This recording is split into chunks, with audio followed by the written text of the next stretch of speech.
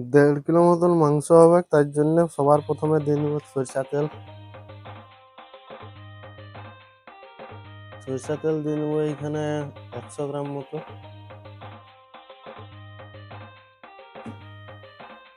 দেখেন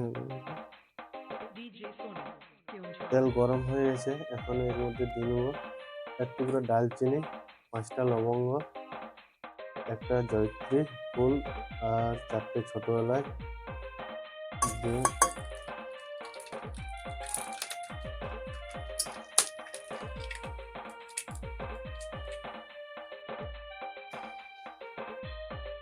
ফোড়নটা রেডি হয়ে গেছে।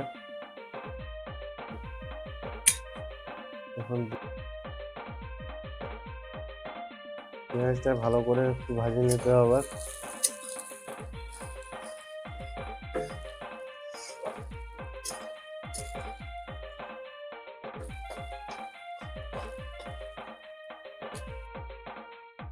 পেঁয়াজগুলো ভাজা হয়ে আসছে, লাল লাল হয়ে আসছে পেঁয়াজগুলো। এখন একটু চিনি দিয়ে নেব।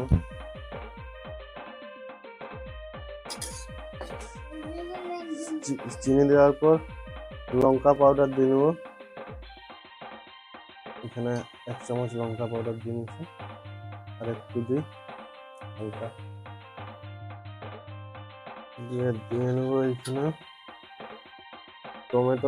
টমেটো ক্যাপসিকাম কুচানো আছে, দিয়ে নেব।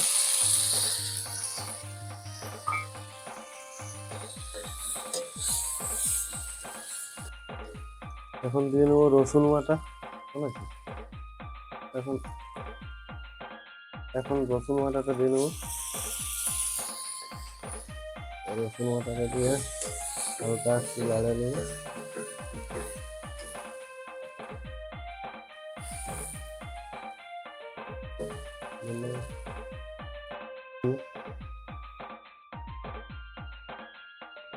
এখন দিয়ে নেবো নুন।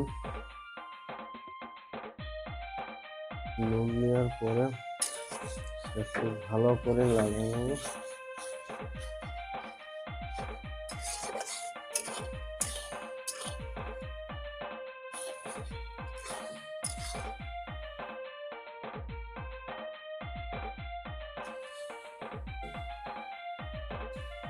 রেখেছি কাঁচা লঙ্কাটা, তারপর দিয়ে দেবো আদা বাটা।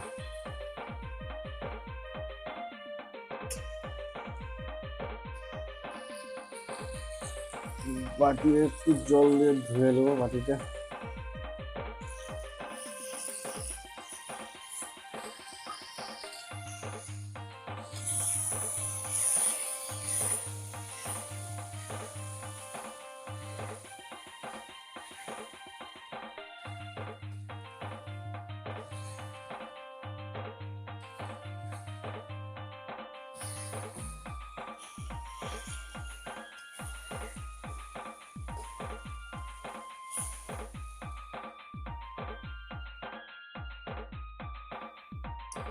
এখন দিয়ে নেবো 1.5 চামচ হলুদ বাটা,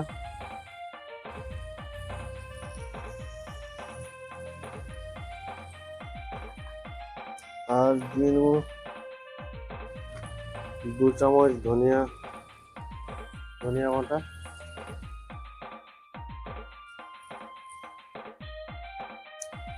জিরা বাটা দিব না আমি, অবশ্যই জিরা বাটা আমার পার্সোনালি পছন্দ নয়। দিয়ে ভালো করে মশলাটাকে একটু কষে দিই।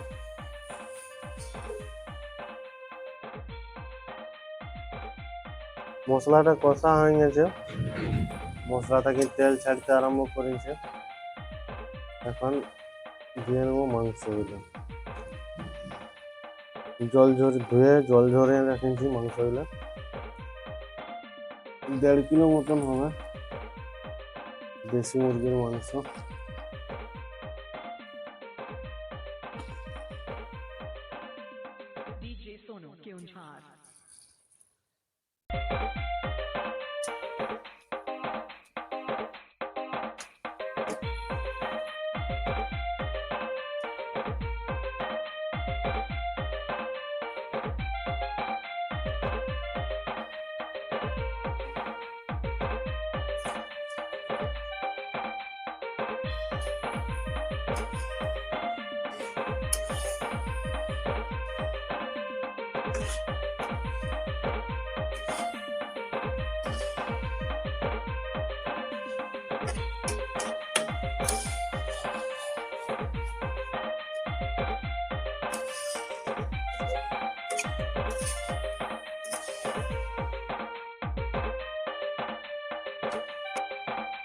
মাঝে মাঝে চেক করে নিতে হবে, যেমন নিচে লাগে না যায়।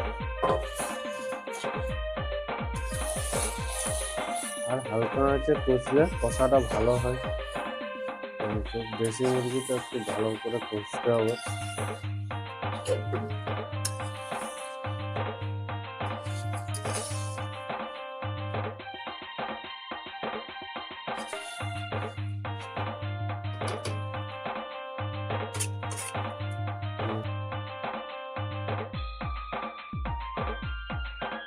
মাংস আমাদের প্রায় হয়ে আসছে, 80% সিদ্ধ হয়ে গেছে। এখন এর মধ্যে দিয়ে নেব তোমার 1 চামচ চিকেন মশলা, 1 চামচ চিকেন মশলা,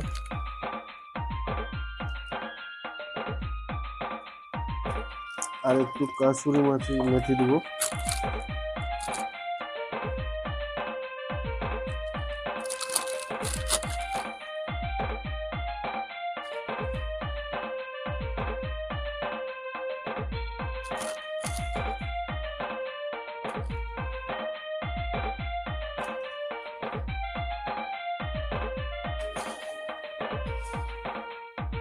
ভালো করে নাড়া মেশানো চিকেন মশলা,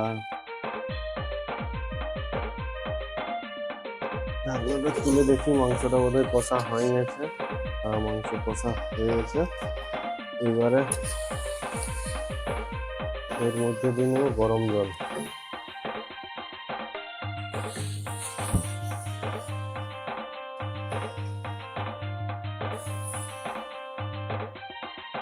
গরম জলটা দিয়ে নিচ্ছি।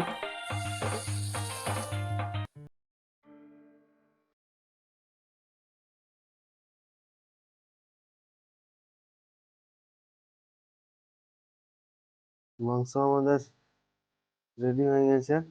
এখন দিয়ে নেব উপরে ধনিয়া পাত। ধনিয়া পাত দিয়ে লাগিয়ে গ্যাসটা বন্ধ করে দেবো। মাংস রেডি।